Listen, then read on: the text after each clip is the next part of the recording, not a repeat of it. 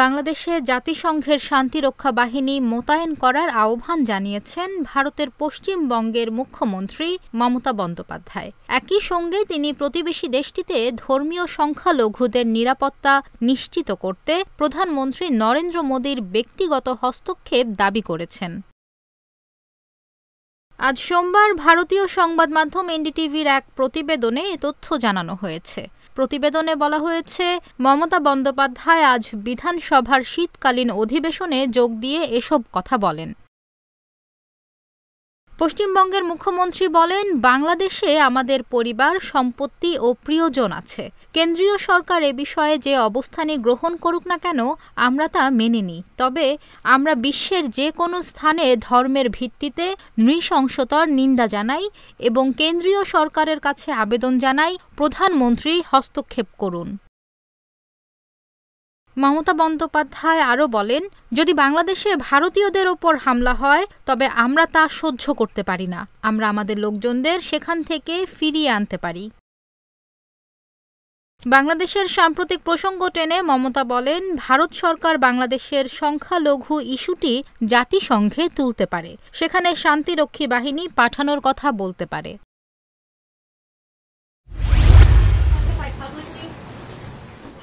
ছেলে হান্টার বাইডেনকে রাষ্ট্রীয় ক্ষমা ঘোষণা করলেন মার্কিন প্রেসিডেন্ট জো বাইডেন। স্থানীয় সময় গতকাল রোববার বাইডেন এই ক্ষমা ঘোষণা করেন। মার্কিন সংবাদ মাধ্যম সিএনএন-এর প্রতিবেদনে এ তথ্য জানা গেছে।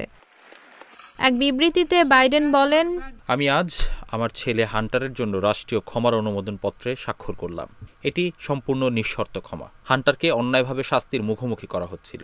মার্কিন প্রেসিডেন্ট আরও বলেন, আমি প্রেসিডেন্ট হিসেবে দায়িত্ব গ্রহণ করেই বলেছিলাম বিচার বিভাগের সিদ্ধান্ত গ্রহণে হস্তক্ষেপ করব না, এবং আমি আমার কথা রেখেছি। যদিও আমার ছেলেকে আলাদাভাবে এবং অন্যায়ভাবে বিচারের সম্মুখীন হতে দেখলাম।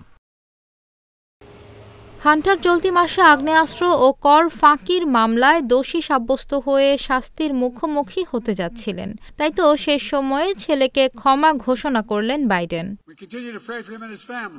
চাইলে যে কোনো অপরাধীকেই ক্ষমা করে দিতে পারেন প্রেসিডেন্ট। যদিও আগে বাইডেন বলেছিলেন, বিচারে দোষী সাব্যস্ত হলে নিজের ছেলেকে তিনি ক্ষমা করবেন না।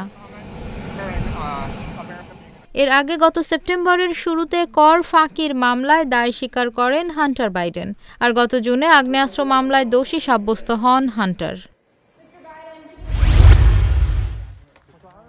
যুদ্ধবিধ্বস্ত গাজায় ইসরায়েলি বাহিনীর হামলায় গত ২৪ ঘণ্টায় অন্তত ৭ জন ফিলিস্তিনি নিহত হয়েছে।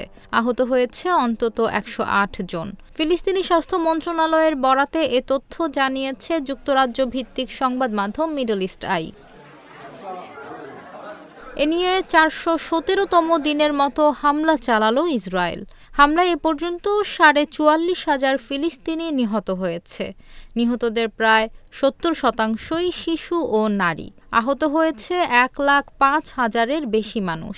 এখনও নিখোঁজ অন্তত ১০,০০০ মানুষ। তারা সম্ভবত মারা গেছে এবং ধ্বংসস্তূপের নিচে চাপা পড়ে আছে।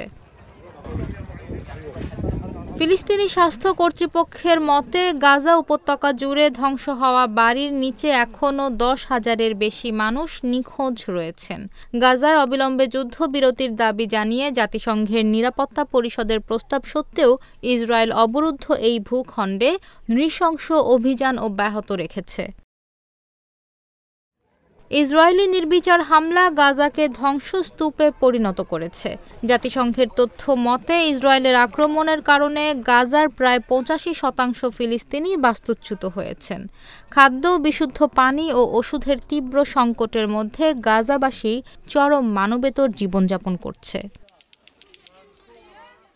গাজায় যুদ্ধবিরতি আলোচনার জন্য কয়েক মাসের প্রচেষ্টায় খুব কমই অগ্রগতি হয়েছে।